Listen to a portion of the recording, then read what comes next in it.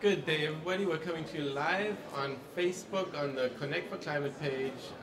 We're here at Innovate for Climate Finance and Markets Weeks in Barcelona. Please enjoy the recording and join us online with the hashtag Innovate for Climate. So it's my pleasure to introduce to you Kari Hämekoski.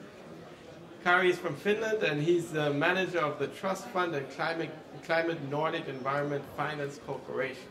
So that's quite a long name, and I think for our audience we need to break that down a little bit and understand what exactly is the Trust Funds and Climate Nordic Environment Finance Corporation. Thank you, Max. My pleasure to be here. It's an IFI. NEFCO is an IFI based in the Nordic countries, and what we do, we invest in environmental projects, but we also manage trust funds. And in this case, we are discussing one of the trust funds, Nordic Climate Facility, which is funded by NDF and other Nordic organizations. So we are managing this fund for them. That's pure climate finance, results-based climate finance. And when you say results-based, what exactly are the kind of results that you're looking for? When you administer climate finance, what exactly are the results that you want to see? Well, we always define so-called milestones. So we disperse funds based on the met milestones. I mean, we start with sort of softer milestones, and at the end of the day, you have to meet whatever we agree, like amount of cook stoves, CO2 reduced, some climate smart agriculture activities. Anything that's been agreed has to be met at the end. Okay. This is results-based idea. And just to break that and give a visual picture for our audience, what are the kind of projects that you finance through the trust fund, and what are the results that you see at the end? They are all small-scale climate projects, and they deal with the mitigation to reduce greenhouse gas emissions and or adaptation, how to adapt to climate change. So they could be basically anything. We allow various projects. The key thing that there has to be climate benefits, mitigation, adaptation, and of course development benefits. We try to combine everything into one project. Could be almost anything, cook stoves, water harvesting, agriculture, charcoaling, many things. And currently, how many projects do you have running under the trust fund? And also, could you explain a little bit of the process for applying for those funds? I mean, we might have an audience that is interested in proposing a project to you, so how exactly does that work? I mean, this Nordic Climate Facility, this continuing on the Nordic Development Fund, our sister organization. They will continue with similar activities, but basically it's call-based. So you have to apply, you send your idea, and based on the climate benefits, you may get funding. And it's partially grants, but you have to come up with your co-funding as well.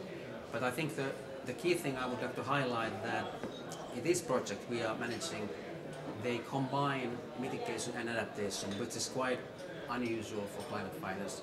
Most of the funding goes to mitigation, and there are two urgent needs. We need more adaptation and we need more private funding. And that's, I think, where we have something to offer for the climate finance audience, what we've learned through our project. So you can combine these things. Absolutely. No, very interesting. And maybe you can give us a little bit of a background on how the Nordic region is tackling climate change. How have the Nordic countries, already progressed on their climate action plans, and how are they making financing and technical support available? Well, I like to think the Nordic countries have been really active, but I mean, I'm representing an IFI. I'm not representing countries as such. It's an IFI owned by Nordic countries, so I have a slightly different view.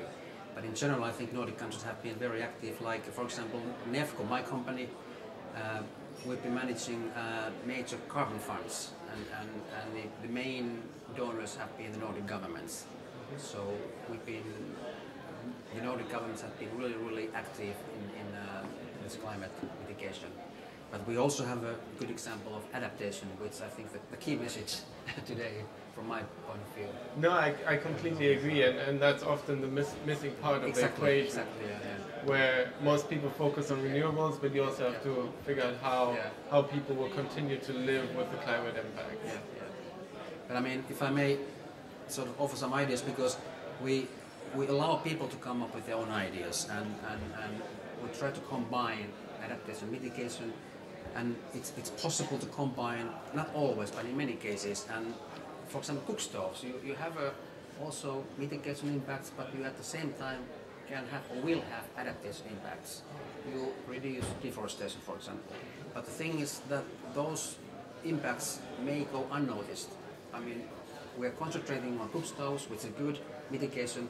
At the same time, we also have adaptation impact. It's vice versa. And furthermore, it's really, if you have adaptation project and you try to have some mitigation components, it's easier to attract private finance to those activities.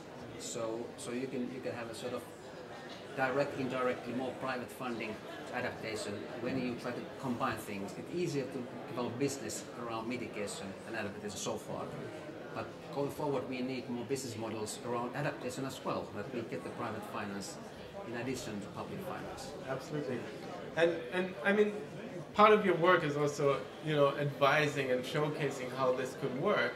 I understand you've also been producing a number of reports around this issue, and are you presenting some of your findings here at the conference? Sort of indirect, I'm involved in discussions here, of course, and we did write a scientific paper on these issues. I mean, typically we only do actual projects, okay. But since this is an interesting subject, so we actually wrote a paper on this, and that exactly analyzed the possibilities to combine adaptation with mitigation and how to attract private funding, kind of these things. And I guess the main conclusion is that you can combine things, and when you combine, it's easier to attract private finance that's needed on a longer term. And furthermore, I think we would need more business models around adaptation. And you know, I know there are clever people here that could come up with more business ideas surrounding adaptation as such.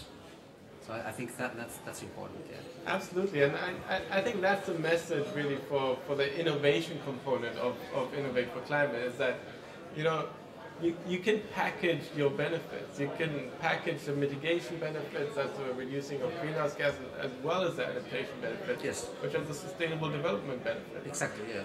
And that is a way of really encouraging more financial support, more technological support, and you're really an example of how this is working. Thank you very much for giving us the time, and thank you for sharing your experiences. Thank you so much. I think that lesson of bringing adaptation and mitigation together is key. And we've been live on Connect for Climate's Facebook page from the Innovate for Climate Finance and Market Week in Barcelona. Thank you very much for your time. Join us with #InnovateForClimate, and we will be continuing tomorrow with a full program. Okay. Thanks. Appreciate it. Thank you.